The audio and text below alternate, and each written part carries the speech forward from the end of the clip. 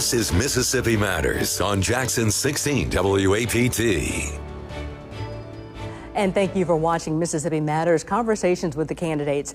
On November 3rd, voters will go to the polls to decide who they want as their president for the next 4 years.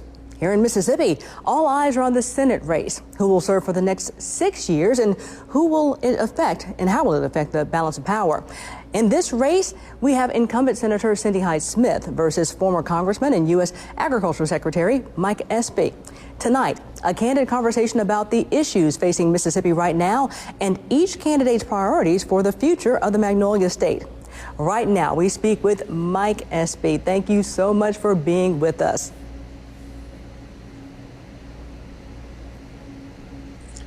Hello, Aaron. Thank you for having me. Thank you. Thank you. Now, first, we want to discuss the topic that the entire country seems to be talking about all the time, COVID-19.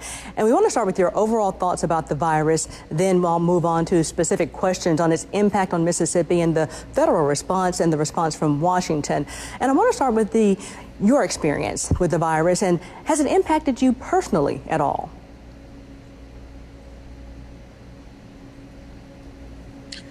Well, you know, I'm of the age now where I have to be very, very vigilant. You know, I'm 66 years old, so I've not been affected by the virus personally, you know, in my daily health regimen.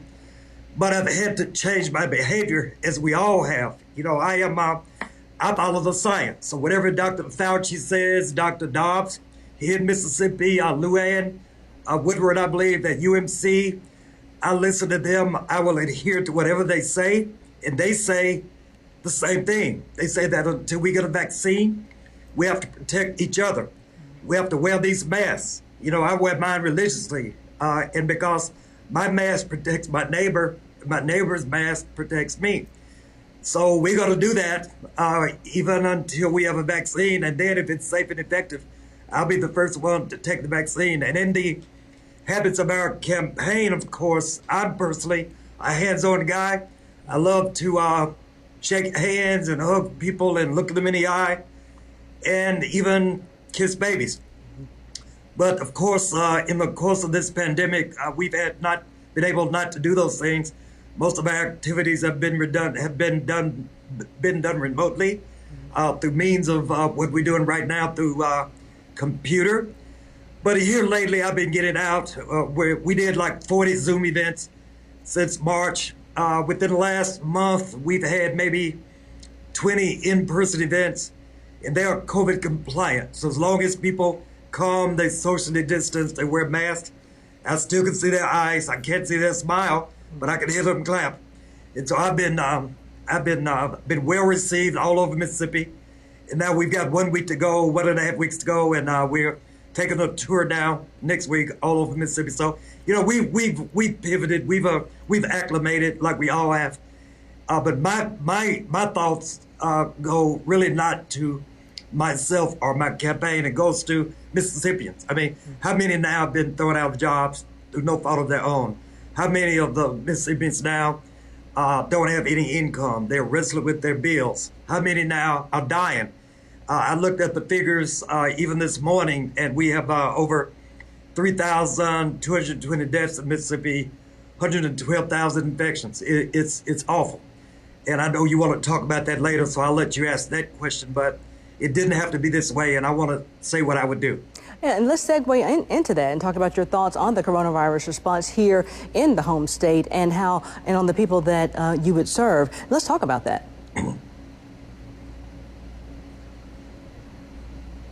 Right. So we live in Mississippi. We all brothers and sisters, and we all have representatives who really ought to do us some good. And my thoughts, first of all, go to my opponent who lied about this thing. You know, President Donald Trump said back in March that this was a Democratic hoax, that it was going to magically disappear, that it was going to be over by Easter and not to worry about it. And then Senator Hyde-Smith, in her sycophantic fashion, said, okay, it's nothing to it. It's going to be over in 2 weeks. That was in early March. So here we are in late October, and it's still around us. So that caused those of us here in Mississippi to drop our guard. our leaders lied to us. Our leaders didn't warn us. Our leaders did not prepare us. And that is completely antithetical to what a leader is supposed to do. When I was in 5th grade at St. Francis Elementary School in Yazoo City, Sister Michelle would ring that bell, and they'd say, "Oh, get on your desk." And I'd get on my desk, and about the second or third time, I say, "Sister, what are we doing? Why are we doing this?" She said, "Well, there's this bad guy in the Soviet Union named Khrushchev who's going to go to Cuba and send a nuclear bomb on our school," you know? And what she was trying to say, she's trying to explain to a 5th grader, the Cuban Missile Crisis. So, the Cuban Missile Crisis. So, I'm just trying to say President Kennedy warned us. He tried to tell us what was going on. And that's what a leader is supposed to do. Tell the truth. Tell us what's going on so we can be forewarned, so we can do something about it. And Senator Hyde-Smith and President Trump lied to us. He knew as early as January that this thing was dangerous, that it was going to cross the ocean from the east and come over to the United States and infiltrate us in an airborne way. And we weren't prepared. There was no national coordinated strategy. It cost us lives, over 220,000 lives right here in America, and it's wrong. So if I were there, and I wish I had been there early, I would have called the lie. I would have gone and talked to Dr. Fauci, brought him to Mississippi. We would have done whatever he said, and then I know that we would have caused lives. Also, if I had been in the Senate, I would have fought for a robust CARES Act. They did okay for the first 2 tranches, even though Senator Hyde-Smith nibbled around the edges. We need robust stimulus money here in Mississippi, more money for those who are unemployed. We did have $600 a week. Then it went to $300. Now it's nothing. And these folks are out of business. They're out of luck. They're out of a job. They're out of income, and they are just hurting. So I would go back and I would tell Mitch McConnell we have to have a 3rd CARES Act before the election even. I noticed yesterday he said we're not going to have that, and Senate didn't say anything. Maybe she wants to be inactive. I don't know. But I know I would push for more money for first responders, more money for local and county governments, more money for our hospitals, particularly all our rural hospitals, and more money for everyday Mississippians who are out of a job. That's what I would do. And speaking of Mississippians, and you're talking about the CARES Act now, and I'm sure you've heard many stories from Mississippians about how they've been impacted here. Tell us about some of the stories that you've heard from the people as you've been on the campaign trail, about the personal stories of being impacted from maybe losing jobs and their businesses hurting because of the pandemic.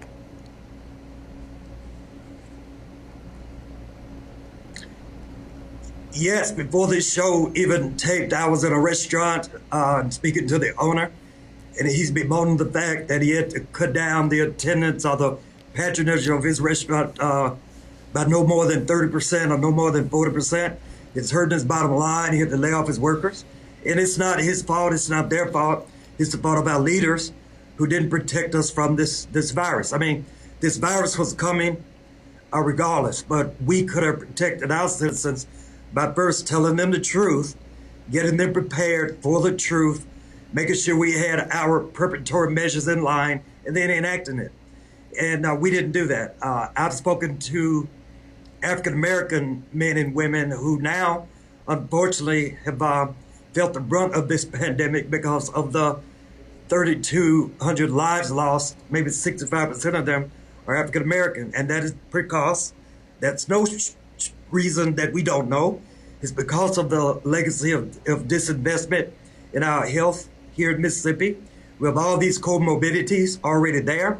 Our immune systems are already vulnerable and subject to attack by this virus. So here comes the virus, and it snatches us away, and it intrudes on our systems. And now we have comorbidities like diabetes and hypertension and heart disease and obesity. And so we're just willing victims for this virus. And that's because we have not invested in Medicaid expansion. We have not invested in rural development of our hospitals. We've not invested in more in coverage for pre-existing illnesses. And so our people, most of them are poor. They cannot pay for that doctor visit so they don't go to the doctor, and then our illnesses just atrophy. Our illnesses just expand and get worse.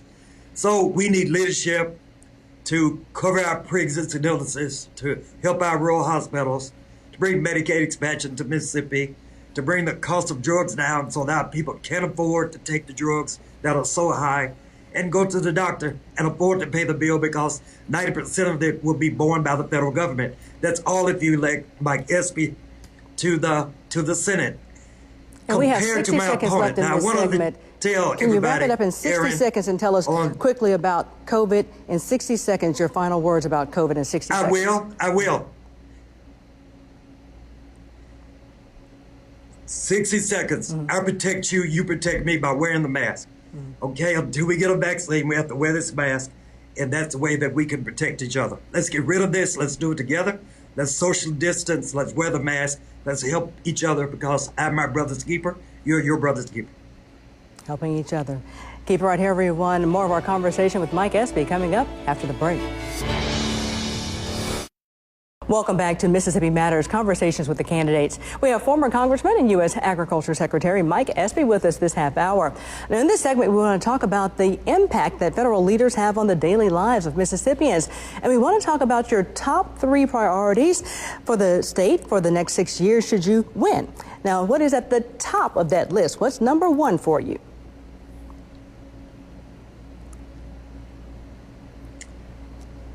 Number 1, top of my list would be healthcare in Mississippi, and some of the things I spoke about before, helping to bring Medicaid expansion to Mississippi. I'll bring it immediately.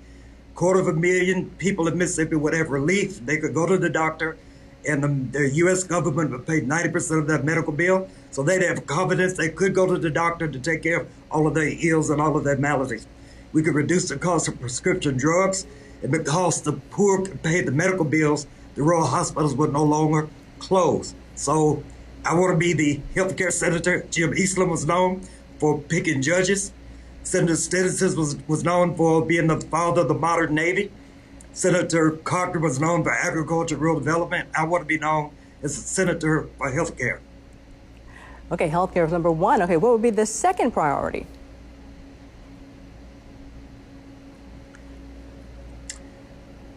Broadband connectivity for sure, because now we're in this pandemic, and so many of our students here in Mississippi are unfortunately, unlike students elsewhere in New York and California, they can't go home and study virtually because there's no Wi-Fi, no broadband in their community.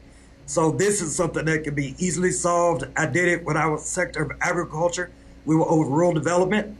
So we didn't have internet then, in 1993 when I was there, but we have it now. I brought running water to every home in America. And so it's just an infrastructure problem that can be remedied by money. So all we have to do is increase the bandwidth, broadband connectivity. If we can do that with about $80 billion here in America, that's a fraction of that here in Mississippi. So as a senator from Mississippi, I will focus on hooking up every home without Wi-Fi or broadband so that the kids can get out their lesson and study and become smarter. We know what the price tag is. We know how to do it through USDA. I've been there. Broadband connectivity is number 2. And in talking about that, where would that money come from as well?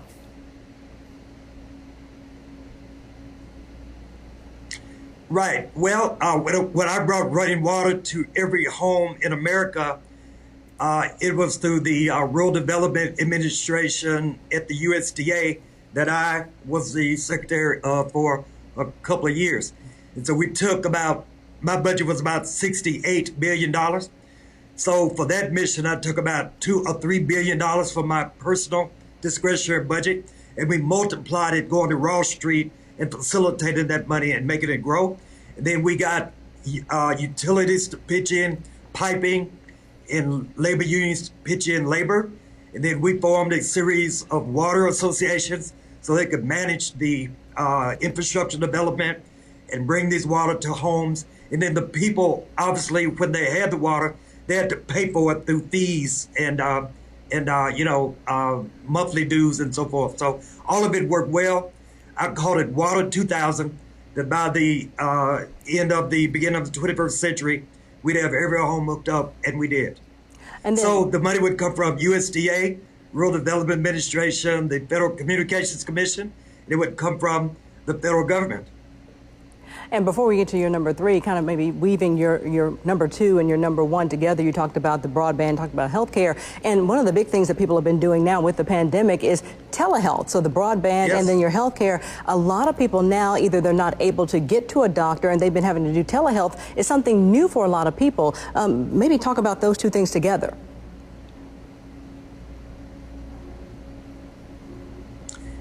Well, those two things together just represent what we need to do to uplift our rural areas. I mean, we got grandparents that can't even hug and kiss their grandkids. They got to see them through a pane glass window. So many can't get to the doctor because of the distance. And so what we have now is our rural telehealth.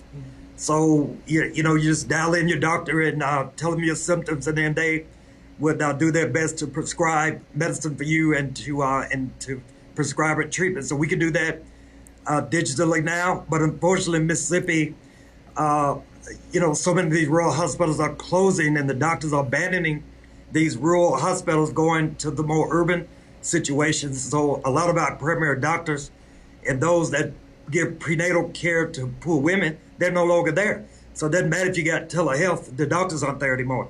So we've got a host of issues that we can solve, and a healthcare senator or someone that focuses on healthcare can do this, and we don't have it right now with Senator Hyde-Smith. We do not. All right. And what about your third priority?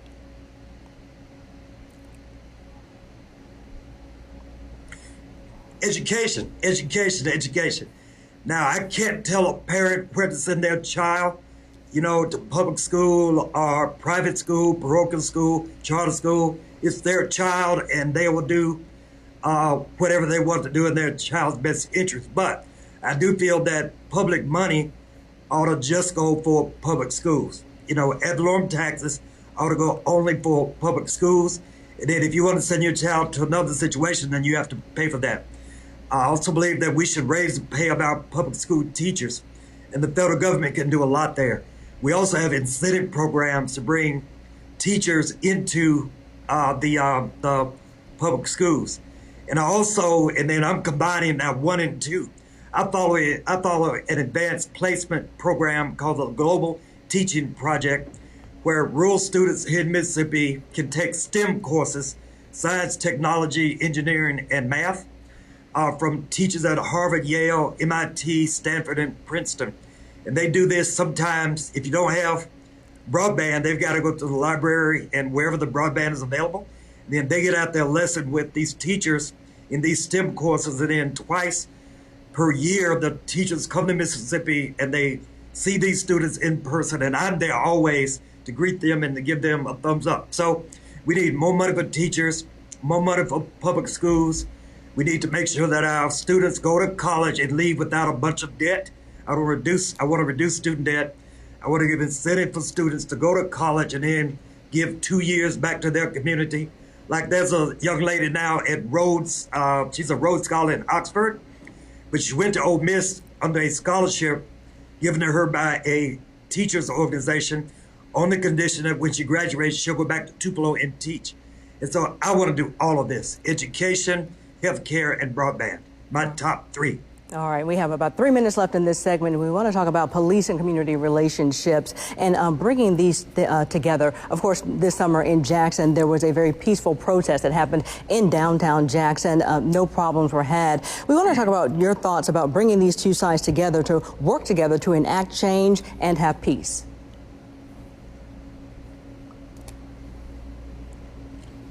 Right, you mentioned that march. It was lovely. I was a part of it. I brought my wife and my 2 sons with me, and we marched alongside 3,000 peaceful protesters.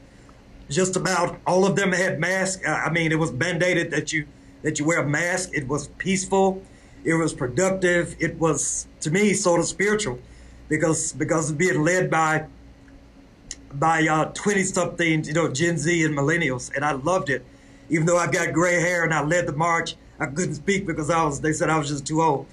but that morphed into activism. So all of those leaders of the Black Lives Matter March are all now involved in my campaign one way or another. But the march was spawned by what happened to George Floyd, that gruesome murder when he died beneath the knee of an awful policeman. So we just have to make sure that we can eliminate police misconduct. I don't want to defund the police. I want to help the police. I want to augment the police and make sure that they can really fight crime and not have to do anything else. So I was there in Jackson. Jackson's a model for the nation. They expected 200. They got 3,000, all peaceful, and that's a lovely thing. All right. Thank you so much. Keep it right here, everyone. Our final thoughts with Mike Espy coming up next. Welcome back to Mississippi Matters Conversations with the Candidates. We're wrapping up our conversation with former Congressman and U.S. Agricultural Secretary Mike Espy with some final thoughts. Okay, what do you think is next for Mississippi?